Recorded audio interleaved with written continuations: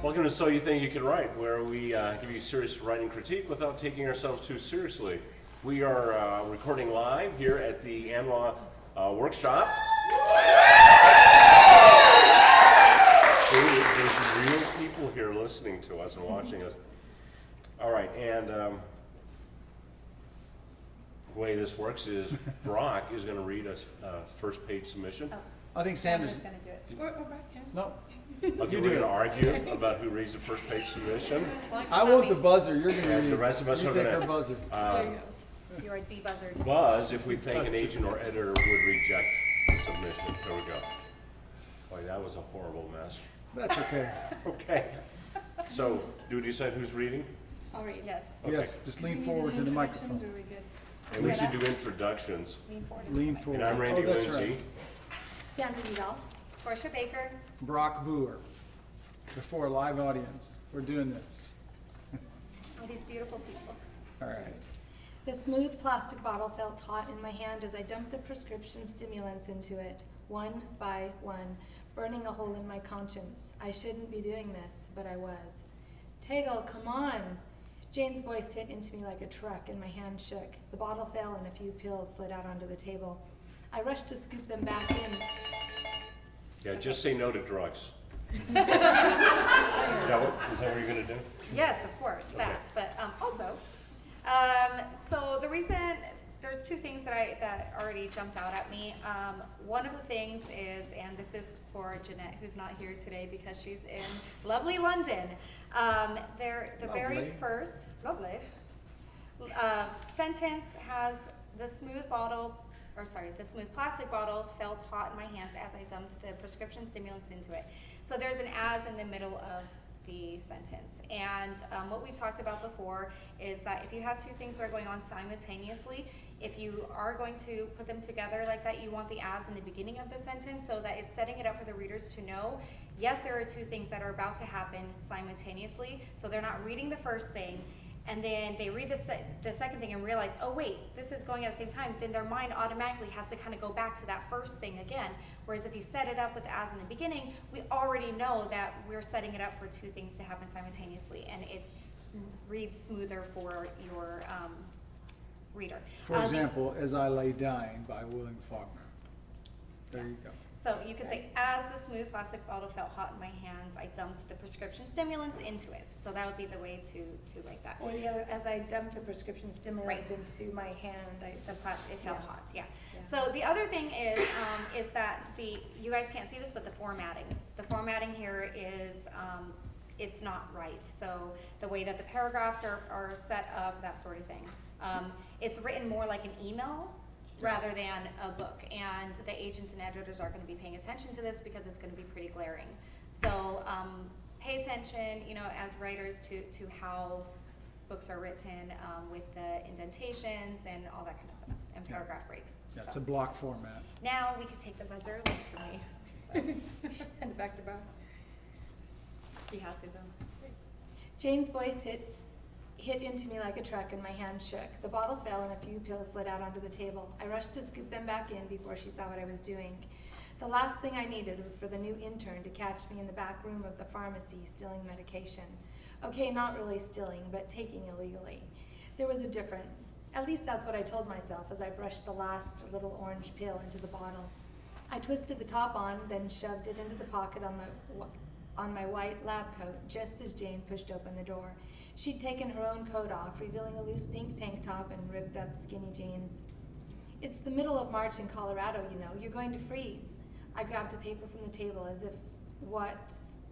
as if that was what I had been looking for all along. Not if a hot man has anything to do with it, and believe me, when I walk into the bar looking like this, I'll have plenty of men wanting to keep me warm. I gave her an obvious roll of my eyes, then flipped my hands in a shooing motion to let her know I was ready to leave. Even though I'd been working here for a year, I was still the newest employee, besides Jane, and sometimes got stuck with the Sunday shift. It wasn't too bad, only 9 to 3. That meant I had all afternoon and evening, and 9 whole hours to talk myself out of this, of meeting with Sam, illegally selling him prescription drugs. Yet, even as I followed Jane out and made sure the door of the pharmacy was locked up tight, I knew I wouldn't stop myself. I couldn't. I would be meeting Sam tonight, just as I promised him. It's interesting, it keeps me going because of the tension, you know, the personal battle, some good inner dialogue about the inner struggle going on with this person. I'm still, yeah, I would keep reading, yeah, so. Okay. Torsha? Okay, my turn. So yeah, I do like, I agree that the tension is good, and the other thing I would say is that, and I said this before, that we don't have to have super likable characters as long as they're interesting. So here we have a character that is doing something that is not good, you know, but it's interesting, and the one thing that I'm sitting here going is, why does she need to sell the pills? Like, that's the question that is coming up in my mind. So I would read more to find out, why is she desperate enough to do something illegal, or as she said, not stealing but taking it illegally, which I liked because that showed us some voice there. How do we know it's a woman? Didn't it say? Because she's talking about meeting hot guys. Well, I mean, okay, No, you're right. the other It could be a character, dude. Oh, the wait. other character. Oh, see, you know, okay, I got confused. And so- you know, this has to and do that with may the be way one of the that may be one of- formatting, and that may be one of the weaknesses of this piece is that not knowing. I'm still not sure. Yeah, okay, I got Maybe that's confused. intentional, but you know. Yeah, and again, a lot of that has to do with the way that this is formatted. I mean, it's a little, it's very confusing the way it's formatted because of how they have the dialogue and who's actually speaking. So, anyway, so it definitely does need some work, you know, to help with that confusion right. and that sort of thing. Yeah. But it is interesting, and I do have some character voice, which I like. Well, it sounds like the main character's name is Tegel, and we don't know if that's a male or Right. female voice. You're right. Mhm. Yeah, I got it mixed up. I got confused, which is not good. You don't want to confuse your readers. So we could ask the audience to vote if Tegel is a male or female. Never mind. Just kidding. Okay, everyone who thinks it's a guy, raise your hand. Everyone who thinks it's a girl, raise your hand. Okay. Everyone who thinks it's an alien, raise your hand. No. So Okay, the there one, was almost as many alien votes as there was That's guy true. votes. Okay. well, guys are kind of alienish sometimes. So. There you go. We're from Mars. Yes.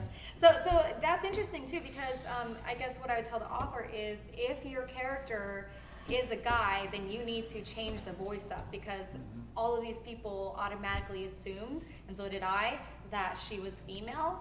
So if this is a male, you've got Well, the some work to do. only obvious or the only possible gesture was when he says, "I flipped my hands in a shooting motion to let her know I was ready to leave." Do women do, you know? hey, Shooting? that's- I thought it was shooing. Shooing. No, I thought it said shooting motion. See, I can't even read. He's confused too. Well, So- I wonder if Randy had read it. I wonder if Randy had read it, if we might have assumed it was a man instead of me reading it. That's too. possible. Yeah, that's good. Anyway, Could be. Any All other right. thoughts? Well, Oh, I'm sorry, go sorry. ahead, no, please. I go kind ahead. of like the surprise. Like, initially, I think we assume that the person putting the pills in the bottle is taking them for himself or herself, right? That person. But then at the end, we find out, oh, wait a second, that's not it. So I kind of like that twist there. Yeah, at the I do end. too. yeah. Like, we're not talking about someone who's an addict, which it's set up to sound like. We're talking about someone who's got some motivation to sell drugs to someone, even though our conscience Right. or his conscience tells him not to. All right, you know, my problem is, other than a name, which we really can't identify as being male, female, or alien, I don't know anything, other than that this person works at a pharmacy and is planning on selling drugs, is thinking about it, is conflicted about it. The voice is very, very strong, and there is conflict, so that's really a There's a nice. goal. Yeah, I mean, that's compelling, that compels me to read on, but man, I just don't know enough about this character. Do I care whether this person sells drugs, makes money, gets caught? I don't care. I just, you know, I'm actually, and I'm not at all interested in girls meeting hot guys, but at this point, I'm more interested in her meeting hot guys than whether Tegel That's sells interesting. drugs. Well, and I think more time was spent on describing the bottle in a couple of different places than in developing that character. So There's I more agree with time. your point. Yeah, there's more time spent on telling Shame. what the other girl is wearing than You know more about the other character in the room than you do about the main character. Exactly. So Jane has more personality in this, and Jane is not the main character, I assume. So that, Yeah. for me, that's a fail. That is- You know, I think one thing that can help with this is we know that she's going, or he, or it. Tegel. Tegel. We know Tegel is going to sell these drugs, and we know that that is Tegel's goal, but we have no idea what's actually motivating Tegel to sell these drugs. We don't know what the consequence of failure is if Tegel doesn't sell these drugs. If we can even, hint at what those things are, I think it'll make this piece a whole lot stronger. And of course, let us know if Tegel is an alien girl or boy. So. But go ahead. Oh, sorry. I think it's sometimes tempting to hold back those things because you want it to be more suspenseful. And sometimes that backfires. It doesn't create more suspense. It just Annoys the leaves us reader. Yeah. But I'm okay with rising stakes though, like, okay, I see them going, I wanna find out why, but you definitely gotta keep, revealing more information every paragraph, right? Instead of, That's why I you said don't maybe wanna- even yeah. just hinting at it, Yeah, just hinting, so yeah. that maybe the next few pages we receive more of that information, more of that That's information. a good point. Yeah. Well, where do you wanna start with the voting? I'll start. Okay. I'm going to give it a set. I thought the writing was very strong, and it is compelling, but I just need to know more about the character. Okay, I'm gonna give it a set also. I take a red pen and take out a lot of the description that's not gonna be necessary this early, and add more of what the story's about.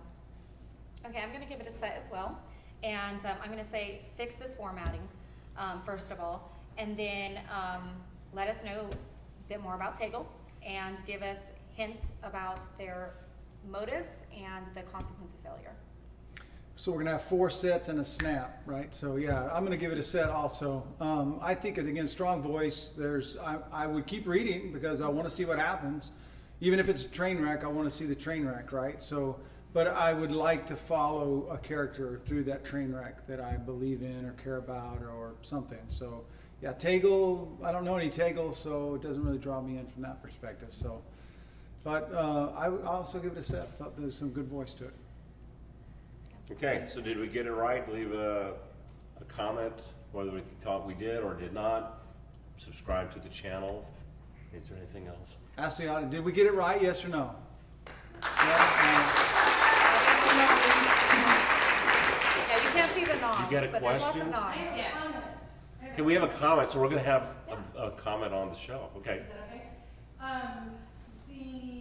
There's an opioid epidemic right now in this country, and licensing statutes are changing all over the country, and pharmacies are extra careful, and so whoever wrote this needs to be aware that there's probably a camera, and they should probably mention in this how they're avoiding being seen on camera stealing those drugs. Ooh, good point. That's a really good For those- question. Every single opioid is counted.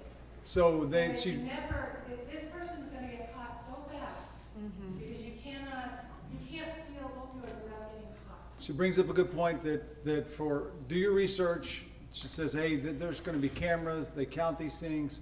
So, they say write what you know. Well, that would be a really small book for most of us, especially me. Well, maybe this author Yeah. steals drugs all the time and knows Maybe they about it. know, I don't know. That's Tegel, maybe their name is Tegel too, and they're an alien that steals drugs. Well, if But- they sold drugs all the time, they probably Probably wouldn't need to write. wouldn't need to write Yeah. because they have money. I'm sure they'd make a lot more money than No, writing. they need to sell drugs to support their writing habit. There So we go. anyway, so we kind of got off topic there, but yes, the point is do your research on some of these things, which is an important step. So Absolutely. anyway. Okay, until next time, get ready. Get set. Right.